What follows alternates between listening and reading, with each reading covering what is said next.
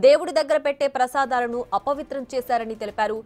తిరుమల ప్రసాదంలో నాణ్యమైన నెయ్యికి బదులు జంతువుల కొవ్వు వాడారని చెప్పారు. అన్నదానంలో నాణ్యత లేకుండా చేశారని విమర్శించారు. జగన్ హయాంలో నాసిరకం లడ్డూ అన్న ప్రసాదాలను భక్తులకు అందించారని ఆరోపించారు. కడాన తిరుమల లడ్డు కూడా నాసిరకం. నాకైతే ఆశ్చర్యం వేస్తుంది. ఎన్ని కంప్లైంట్ చేసినా కడాన వెంకటేశ్వర స్వామి పవిత్రతను దెబ్బతీశారు. ఎన్నోసార్లు చెప్పాం. అక్కడ ఎంత దుర్మార్గంగా ప్రయత్నం చేశారంటే అంత దుర్మార్గంగా ప్రవర్తించారు. కడాన అన్న దానంలో క్వాలిటీ ఆఫ్ ఫుడ్ లేకుండా చేశారు.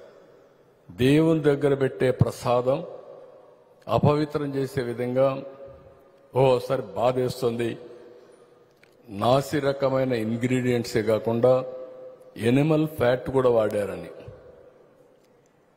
ఏది గీకు బదులు ఈరోజు స్వచ్ఛమైన గీ తెమన్నాం, ప్రక్షాళన చేయమన్నాం. నాణ్యత పెరిగింది, ఇంకా కూడా నాణ్యత పెంచుతాం. అల్టిమేట్గా వెంకటేశ్వర స్వామి మన రాష్ట్రంలో ఉండడం మనందరి అదృష్టం. ప్రపంచం అంతా మన దగ్గరికి వచ్చే పరిస్థితికి వచ్చారు. అలాంటప్పుడు వెంకటేశ్వర స్వామి పవిత్రతను కాపాడుకోవాల్సిన బాధ్యత మనందరిపైన ఉంది. ఇది కూడా చేస్తామని చెప్పి కూడా నేను మీకు తెలియజేస్తున్నా. కడాన